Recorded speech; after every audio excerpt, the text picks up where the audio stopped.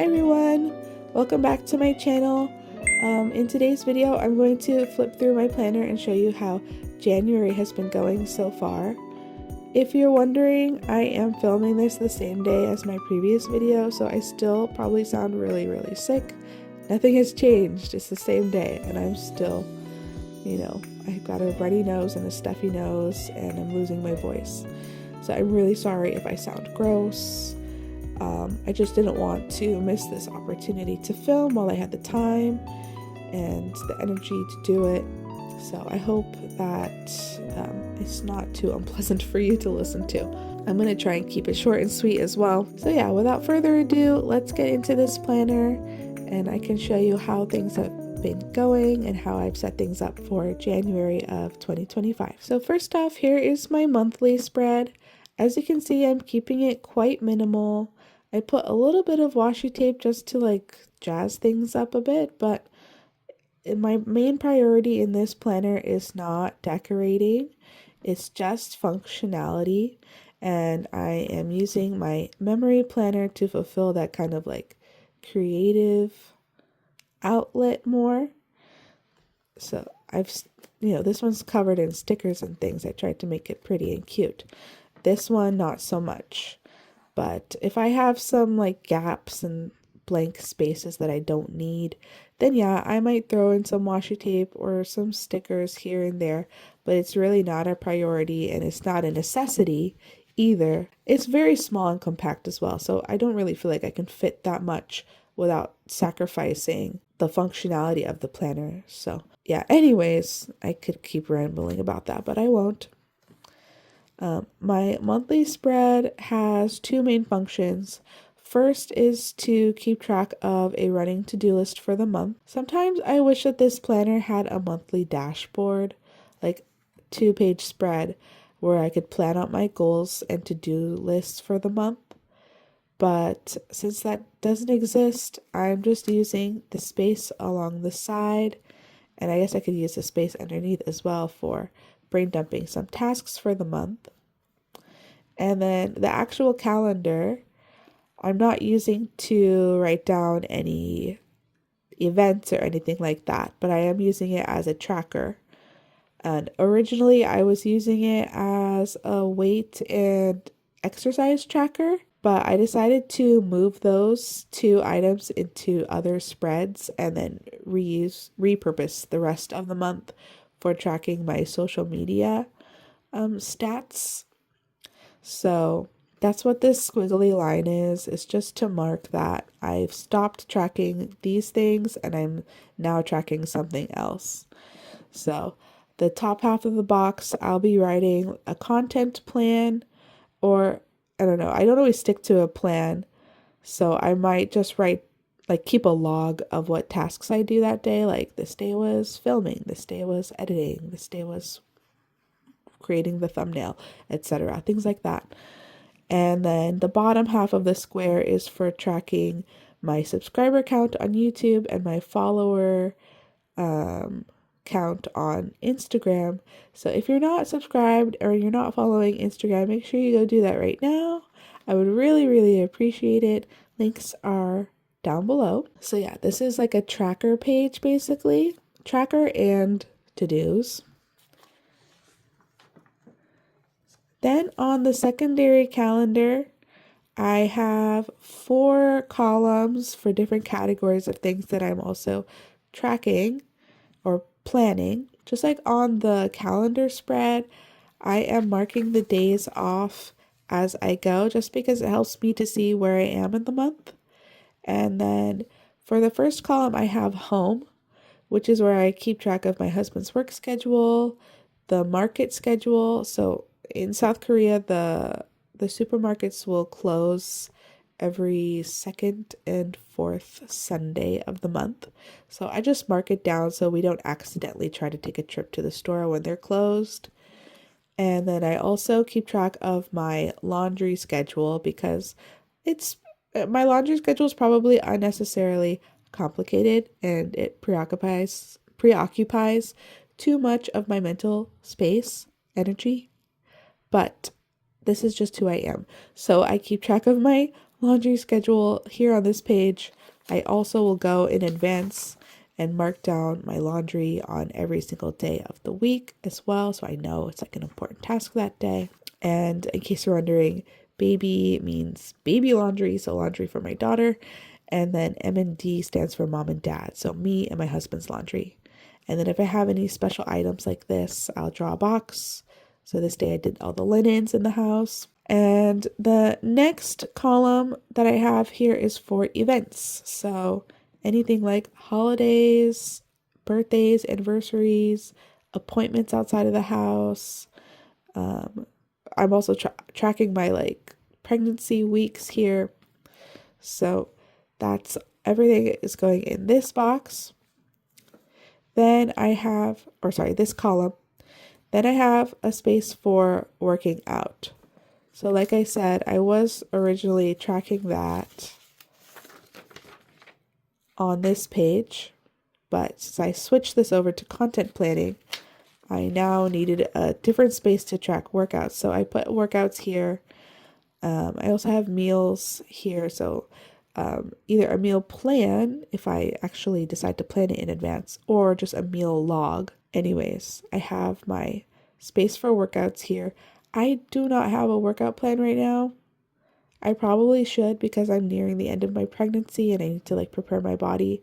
But I'm just like trying to survive each of these colds and flus and illnesses that we keep getting. So if I manage to walk outside for like 10 minutes, that's like a major accomplishment, and I will write it down. So yeah, that's everything for this secondary calendar page. Again, it's very simple, it's very functional. It's just, the main things that I need to see for the month. And yeah, I put a washi tape here because I had the space. Why not? But again, this is definitely not a page that I plan to decorate in any way. Then moving on to the weekly spreads. So we have this planner, if you don't know, it's 1 week per page. So actually you get 2 weeks across a spread. It's very space efficient in that way. But it's just like daily task lists. And again, I'm marking off the days with a marker so I can see where I am, because otherwise it's really a lot of information to look at all at once. So I really find that this helps me out and not feeling like overwhelmed by looking at this page. And the way that it's set up is that you're supposed to have 5 tasks, or you have space for 5 tasks for like home, work, projects that involve other people. And then the space at the bottom with three tasks is for your personal tasks, like your self-care, your personal goals, that kind of thing. So I'm trying to stick to that format. Sometimes if I have a lot of things going on, like it doesn't always fit the way that it's portioned out. And sometimes I also wish that I just had more space in general. Sometimes I have a lot of things in my mind and I want to do like a big brain dump of like 50 items, but I can't because there's only 8 boxes here. So I'm trying to like limit myself and like tell myself that it's okay, but sometimes I really do wish I had more space in these weekly spreads. But I'm still, I'm giving it my best shot. I'm trying to get used to it, and it might actually be better in the long run, because when you write out a giant list of 50 things, like there's no way you're going to get all of that done in a day. And this is much more realistic. There's a much more realistic number of items to complete in a day. So I'm just trying to get used to it still. I did do a little bit of stickering here just because I had the space, and it took me like 2 minutes. Yeah, because at the beginning of the month, these boxes were blank, so I wasn't losing anything by putting the stickers there. And then at the end of the month ends early right here. So this space was open and I just made a list of content ideas.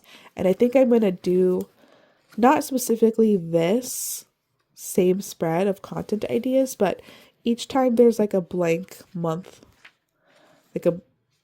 this one is not a good example. Each time there's a blank page at the end of the month, I'm just going to try and use it for something useful, put some other kind of tracker or put some other kind of list that I need, not necessarily pertaining to that month, but just, you know, make sure that these blank pages aren't going to waste. So yeah, that's basically my whole setup for January. It's not fancy and it's not aesthetic, but it is very, very functional. Oh, and I also wanted to mention that since I moved the workouts here, I had to move the weight tracking elsewhere.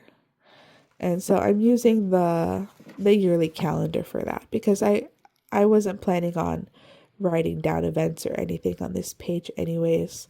So this is a perfectly good use of this yearly calendar for me. And I put a little color code here to show what the different colors mean.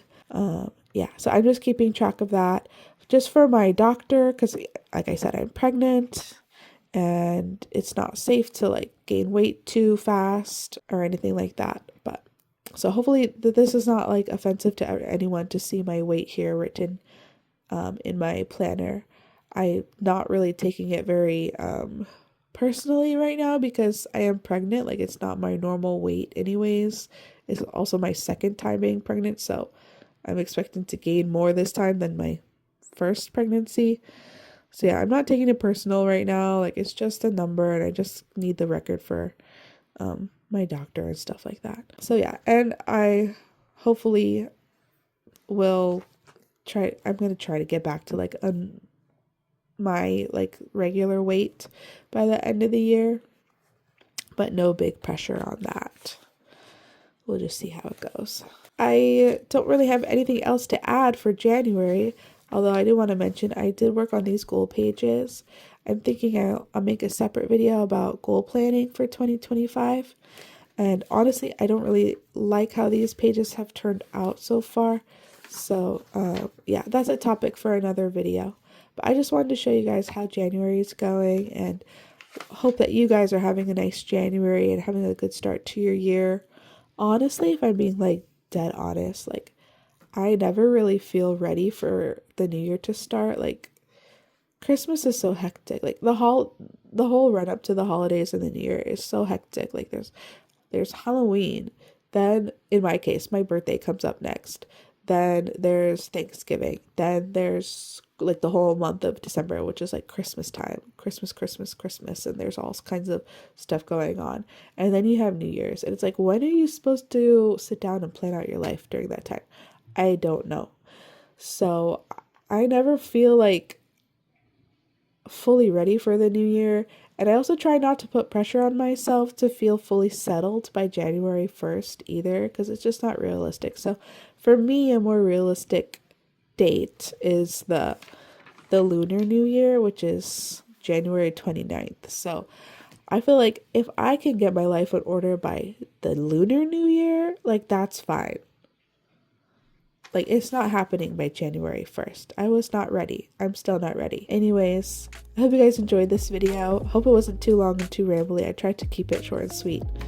And hopefully my voice wasn't too annoying being sick and like stuffy and stuff like that. And I am going to try to come back to you guys in the next video in slightly better health. That's my goal. That's my hope. Thank you so much for watching. Don't forget to like and subscribe because that would really help me out. And I will hopefully see you soon in the next video.